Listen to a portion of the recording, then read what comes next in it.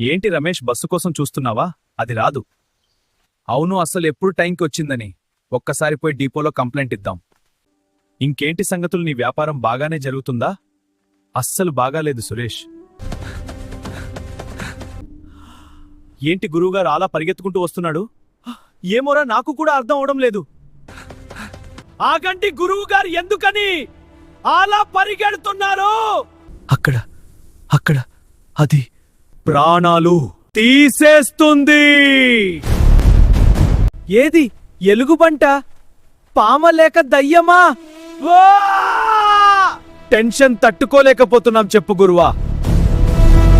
నేను ఆ కొండపైకి ఆయుర్వేద మూలికల కోసం వెళ్ళాను. ఒక చెట్టు వేరు కింద తవ్వుతుంటే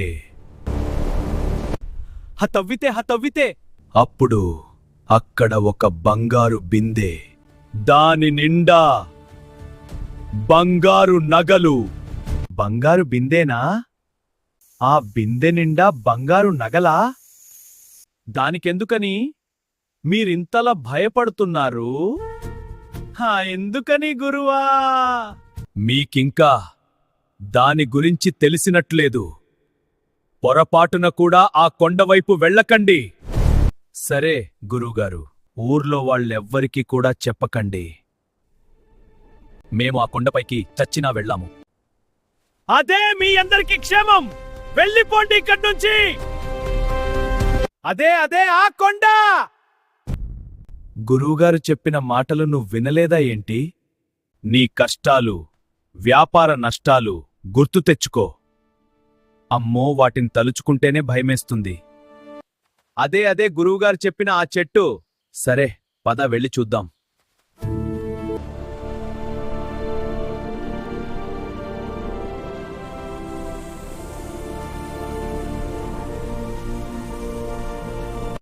అమ్మో, చూడ్రా ఎంత బంగారమో! శివయ్య, నన్ను క్షమించు.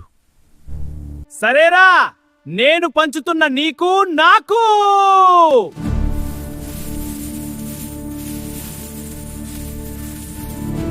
ఇక నా అప్పులన్నీ తీరిపోతాయి. నా పిల్లల స్కూల్ ఫీజులు టైంకి కట్టేస్తా. నా భార్య మెడలో బంగారం చూడగలుగుతా. ఇప్పుడు కొండపై నుండి కిందకి వెళ్తుంటే ఎవరైనా చూస్తారేమో. రాత్రి అందరూ పడుకున్నాక వెళ్దాం. ఇక్కడ బంటుగాడు, పింజరగాళ్లు చాలా ఉంటాయి. అయితే రాత్రి వరకు ఈ కొండపైనే ఉండాలా? ఏమి కాదులే రమేష్, భయపడకు. నిప్పు పెట్టుకుందాం, అప్పుడు ఏవి ఇటువైపు రావు. మరి నేనేమో ఆకలికి మాత్రం ఆగలేను. రాత్రికి భోజనం ఎలా? సరే, నువ్వు ఒక పని చెయ్యి. కొంచెం సేపయ్యాక కిందకి వెళ్ళి భోజనం తీసుకునేది ఇక్కడికి. సరే సురేష్, నేను వెళ్ళొస్తా, నువ్వు జాగ్రత్త.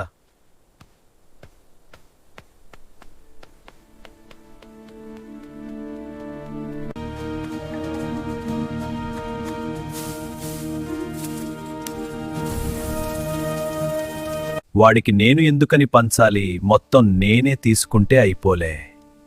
ఇక్కడ బంగారం ఉందని తెలిసింది మా ఇద్దరికే కదా.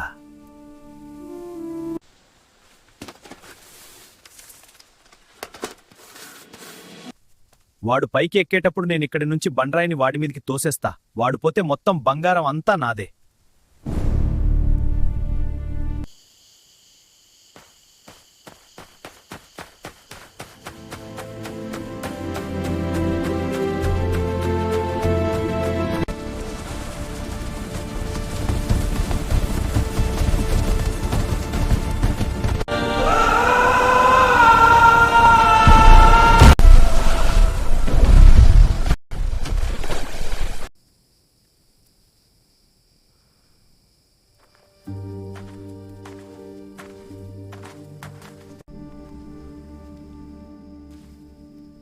అబ్బా, చాలా మంచి భోజనం తెచ్చావురా రమేష్. నీకు స్వర్గం ప్రాప్తిరస్తు. కడుపంతా మంటగా ఉందా? చావాలది. ఎవరి కాపాడా!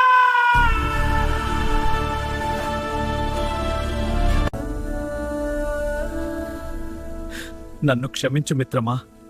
నన్ను ఆ బంగారమే ఇలా చెయ్యమని ప్రోత్సహిస్తుంది. ఈ పాటికి అది వారి ప్రాణాలని తీసుంటుంది.